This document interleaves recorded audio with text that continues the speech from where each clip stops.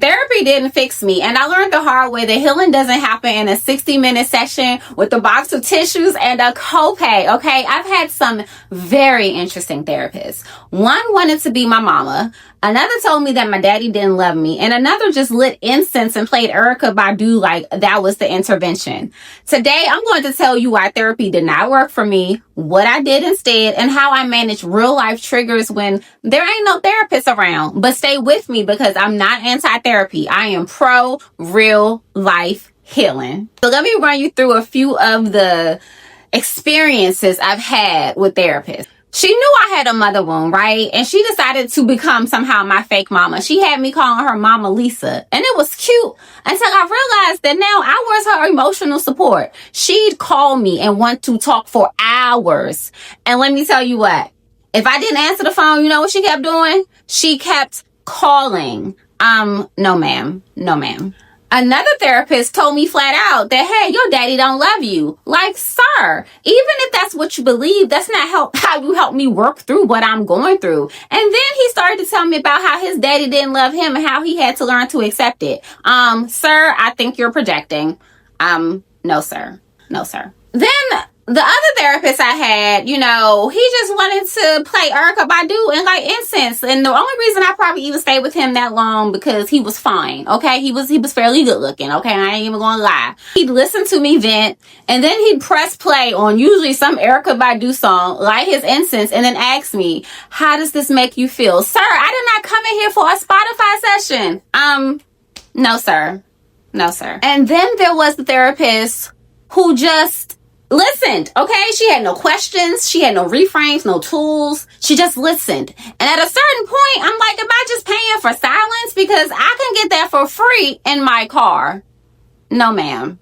No, ma'am. But you know what all of that taught me, though? Like all of these experiences with therapists, it taught me that therapy can be a release, but release alone is not the full healing journey. I was telling the same story, the same pain on repeat, and nothing was moving. Nothing was changing. But let me be fair, okay? Because therapy did help me. It gave me a safe space to get my thoughts out of my head, to get things off of my chest. It gave me a non-judgmental person to talk to when my friends were too busy dealing with their own stuff, right? So yes, therapy has its place, but for me, it was just the starting line, okay? Not the finish.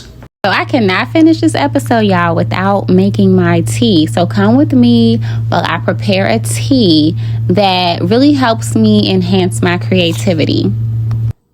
Okay, so I took the label off of the front of this tea, y'all, because I didn't want my daughter to see what the name of it was. You know, she at an age where she be asking questions. She's 12. So the name of the tea is called Seduction Elixir. And the reason I'm using this is to enhance my sexual energy. My sexual energy has felt really stagnant lately. Like, it's been really low. And your sexual energy is directly connected to your creative energy. So therefore, it's not just to go and, you know, increase, you know, blood flow to your libido so you can have great sex. But also it's a way to enhance your creative energy. So what's in this tea? Let me tell you, because I got you. It's called Murapuama. I think I said that right. Then it's horny goat weed. That name itself just cracks me up. Okay. And then you have red lotus petals, red ginseng, and ashwagandha.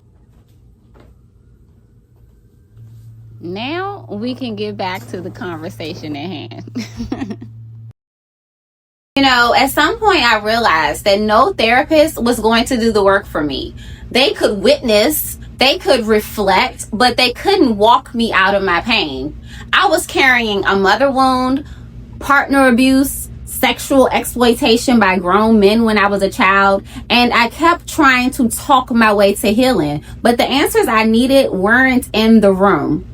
They were in me. I want to give a disclaimer here, okay? Because therapists are necessary. Good therapists are like gold, but let's be honest. Your budget determines your access. So if you're using state insurance or budget options, a lot of those therapists are managing overloaded caseloads.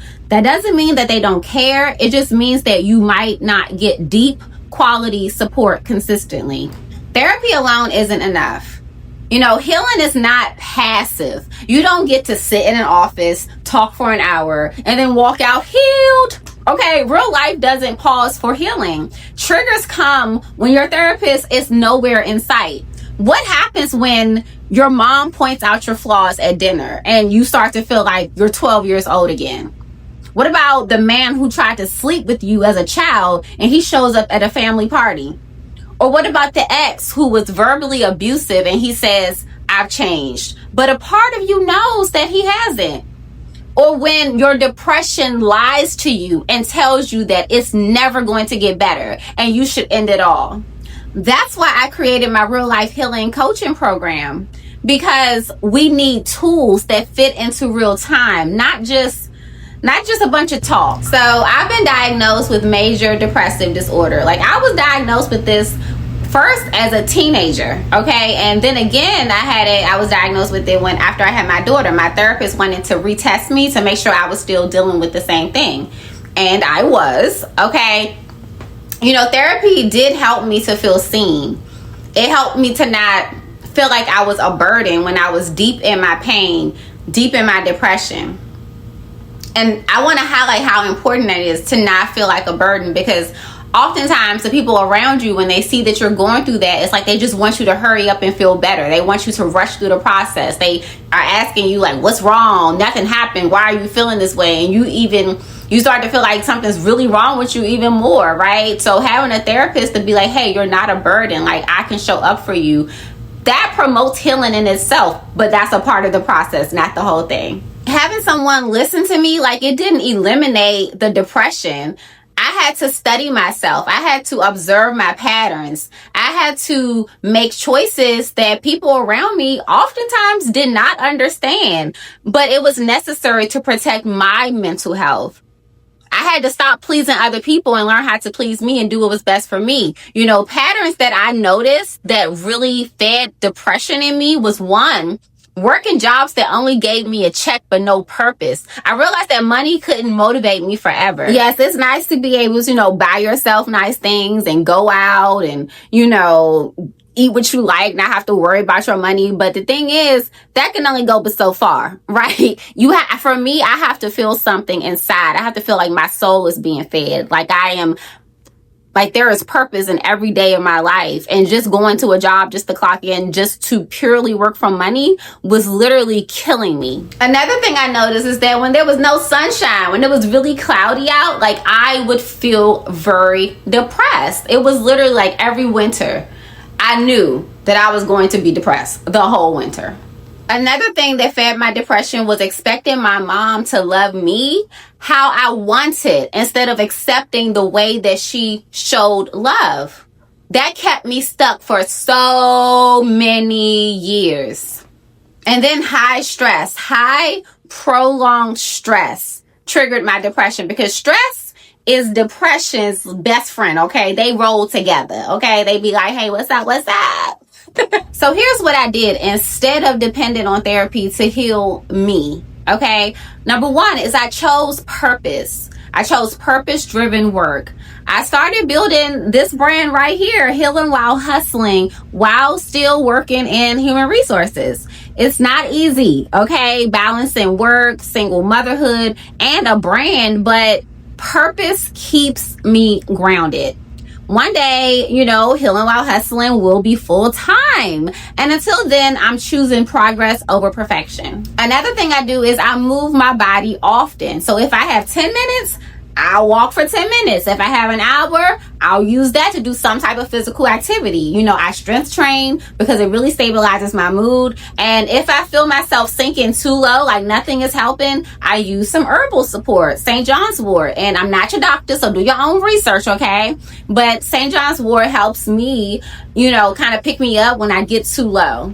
And I have finally released the mother wound. Like, I released the pain of the mother wound because I had this fantasy of the mother that I wanted, and it was killing me. So I learned to accept my mother for who she is and what she's capable of giving. And, acceptance has freed me. Acceptance has lifted so much off of my spirit. Whew. Yes. Yes to acceptance. Then I have made stress management a lifestyle, okay? Because if stress gets too high, depression come knocking right at the door. Like, hey, boo-boo, where you at? You miss me? Like, I don't got time for that. I ain't trying to go there.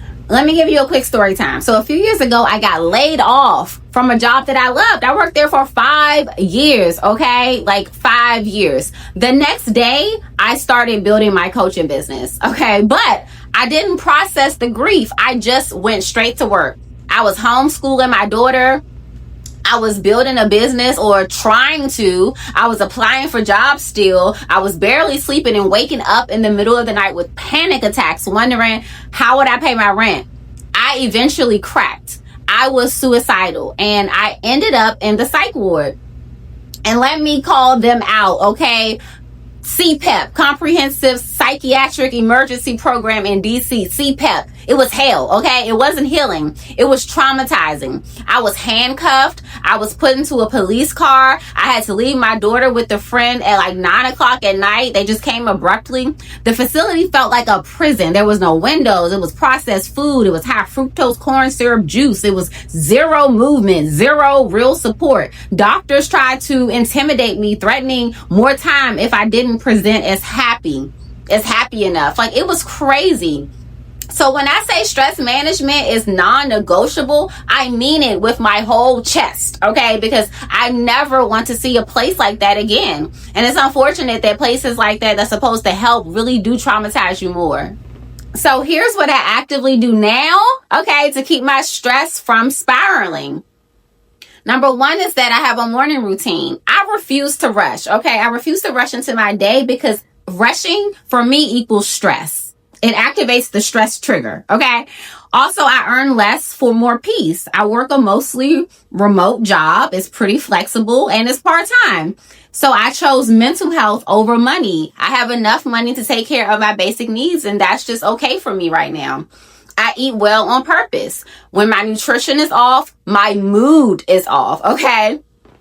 I also schedule time to do nothing, even when my to-do list is screaming, okay? For me, rest is a strategy. I move most days, whether it's taking a walk, lifting weights, doing a HIIT workout, doing some yoga, doing some stretching. I do something. And also I do micro practices in real time, such as maybe like some breath work, or a quick guided meditation, or taking a 5-minute walk outside, or taking a sunlight break, or even just saying no to something that just feels like it's going to overextend me too much. So this isn't theory. This is real life healing, real life in real time. So no, therapy did not work for me, at least not the way I thought it would, right? But it helped me to see myself. And from there, I chose to do the work outside of the office, because healing isn't about outsourcing. It's not about outsourcing your power. It's about reclaiming it and using tools that work in your real life. So if you're in that place right now, you know, you're talking, you're venting, you're trying to process things, but you're not seeing any change, I invite you to check out my value-packed ebook, okay? It's called the Healing While Hustling Manifesto. And it's full of tools for people just like you, okay, who are healing while still holding everything together. Parents, professionals, cycle breakers, the strong ones who are tired of being strong but just kind of got to keep going. It only costs you 3 things, okay? A little time, a commitment to yourself, and a commitment to action. I wish I had this to help me when I was on my healing journey. I still am on my healing journey, but when I started out, but I didn't. So I created it, okay? You can download it in the description below. But before you go, I want to just leave you with like a little snippet of my ebook. So in it, I have something called the 4 core principles. And these are the 4 core principles of intentional embodied living, okay? Number 1 is awareness. So healing begins with seeing clearly. Awareness is the moment that you recognize, like, I've been living by old rules that don't reflect who I am anymore. It's noticing the habits, the beliefs, and emotional patterns that were handed to you, and gently questioning if this still belongs to you. I'm looking down because I'm reading from my computer, okay? Number 2 is intentionality. This is where the shift happens. It's choosing presence over autopilot. It's asking what feels aligned before you say yes. Intentionality turns survival mode reactions into value-based reactions, one choice at a time. Number 3 is resilience. Healing doesn't mean escaping hard moments, okay? It doesn't mean that at all. It means meeting them with tools, compassion, and self-trust. Resilience is your capacity to bend without breaking, okay? To pause without quitting, to keep coming home to yourself, even on the hardest days. And lastly, embodiment. Healing isn't just what you journal about. It's how you move. It's how you speak to yourself. It's how you show up. Embodiment is where healing becomes real. It's choosing to live your values, not just name them. This is just a snippet of what is in the Healing While Hustling manifesto. I promise you, it is life-changing if you take the information that I share with you. So if you found this episode helpful, share the knowledge, share the information, share the wealth with someone else who you think could really gain value from this episode. Because remember, if you're growing and elevating and learning, you gotta share it with your tribe, right? With your crew. And I want to thank you just for being here. I don't take this time lightly that we share together, and I look forward to seeing you in the next episode. You take care of yourself. Tap into your peace, because it's always there, even if you don't feel it. And remember your power. Even when you feel powerless, you always have a choice, even if it's just the smallest choice possible. Exercise it. Okay, y'all, this is Coach Amai, the real life healing coach. I'll see you in the next episode. Peace.